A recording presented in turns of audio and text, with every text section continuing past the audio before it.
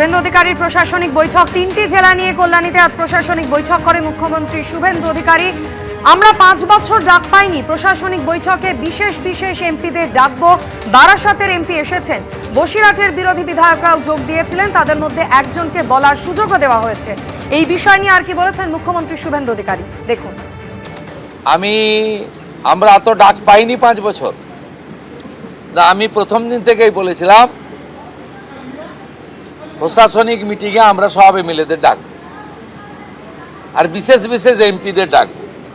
আজকে বিশেষ বিশেষ এমপিদের মধ্যে বারাসাতের এমপিকে আমরা বিশেষ বিশেষভাবে ডেকেছিলাম, এসছেন উনি। আর আমাদের দলের এমপিদের আমরা ডাকছি সব জায়গায়, কারণ আমাদের এমপিদেরকে বিডিওরা পর্যন্ত, ওসিরা পর্যন্ত তাদের ফোন ধরতেন না। এই সিস্টেম তো ঠিক নয়। আমরা এখানে বলেছি আইপিএস আইএসরা জানেন যে কোনো নির্বাচিত প্রতিনিধিকে যদি অনার না দেন, কীভাবে অনার দেবেন সেটাও স্টেট ক্যাডার এবং ন্যাশনাল ক্যাডারে বলা আছে। এগুলো আমরা এখানে করেছি, বলেছি। এবং আজকে এখানে বসিরহাটের অনেক অপোজিশনের এমএলএরাও যুক্ত হয়েছিলেন, তাদের মধ্যে একজনকে বলার সুযোগও আমরা দিয়েছি। আমরা চাই যে কেন্দ্র রাজ্য ডবল ইঞ্জিনের সুফল মানুষ পাক, এবং কেবলমাত্র নির্বাচনের সময়ই রাজনৈতিক কচকচানি হোক।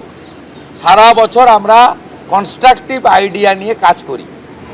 দলীয় কোনো অনুষ্ঠান তো নয়, একেবারেই সরকারি অনুষ্ঠান। সাধারণ মানুষের জন্য এই প্রশাসনিক বৈঠকে তারা অংশ নিচ্ছেন, এমনই কিন্তু শাসক দলের বিরোধী দলের জনপ্রতিনিধিরা তারা বারবার বলছেন। ঋতব্রত বন্দ্যোপাধ্যায়, উলুবেড়িয়া পূর্বে তৃণমূল কংগ্রেসের বিধায়ক, আগের দিনও তিনি বলেছিলেন সুস্থ গণতন্ত্রের এটাই উদাহরণ। আগামীকাল বৈঠক রয়েছে, তাতেও তিনি যোগ দেবেন, এমনটাই জানিয়েছেন। সদর্থকভাবে দেখছি, খুব পজিটিভলি দেখছি।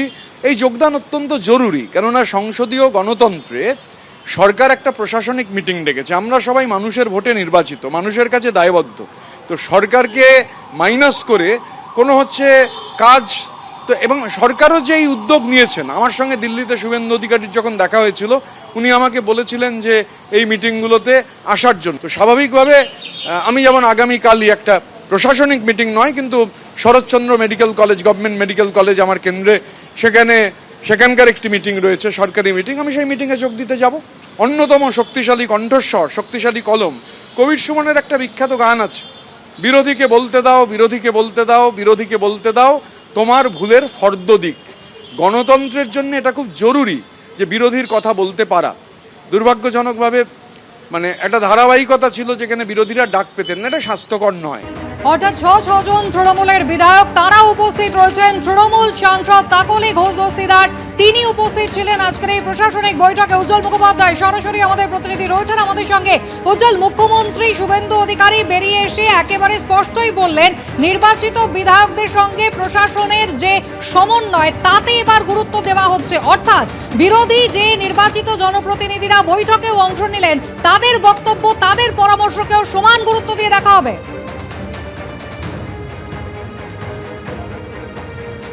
একদম মুখ্যমন্ত্রী যে শব্দটা ব্যবহার করেছেন সেটা হচ্ছে এতদিন পর্যন্ত শাসকের আইন চলতো, এখন থেকে আইনের শাসন চলবে। অর্থাৎ আইন যেভাবে বলে, আইন যা বলছে সেইভাবে প্রশাসন চলবে, এটাই তার বৈঠকে দাঁড়িয়ে স্পষ্ট নির্দেশ। এই যে 6 জন তৃণমূল কংগ্রেসের বিধায়ক আমাদের সঙ্গে, আমরা যখন প্রথমে ঢুকছিলেন আমরা দেখেছিলাম 3 জন, পরবর্তী ক্ষেত্রে আরও 2 জন যোগ দেন। মোট 6 জন বিধায়ক তারা যোগ দিয়েছেন, তাদের মধ্যে একজন বক্তব্য রেখেছেন এবং কাকলি ঘোষ দস্তিদার বক্তব্য রেখেছেন। এক্ষেত্রে শুভেন্দু অধিকারী বিশেষ বিশেষ সাংসদদেরকে আমন্ত্রণ জানানো হবে, একথাও কিন্তু আজকে সাংবাদিক সম্মেলনে জানিয়েছেন।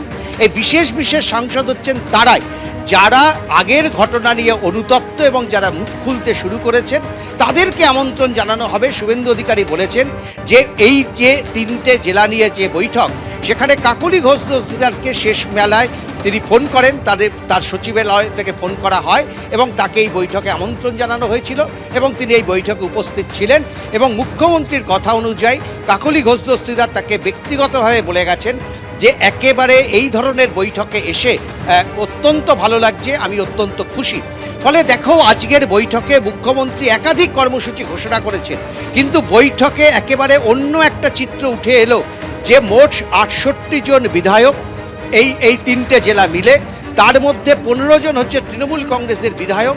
সেই 15 জনের মধ্যে 6 জন বিধায়ক তারা কিন্তু বৈঠকে যোগ দিলেন।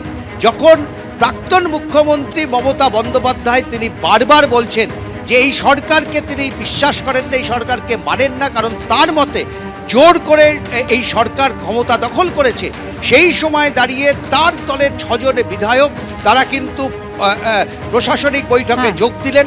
তার দলের একজন সাংসদ, গুরুত্বপূর্ণ সাংসদ, তিনি প্রশাসনিক বৈঠকে যোগ দিলেন এবং শুভেন্দু অধিকারী কার্যত বার্তা দিলেন যে একসঙ্গে মিলে সরকারের কাজ করতে হবে। এবিপি আনন্দ, এগিয়ে থাকে, এগিয়ে রাখে।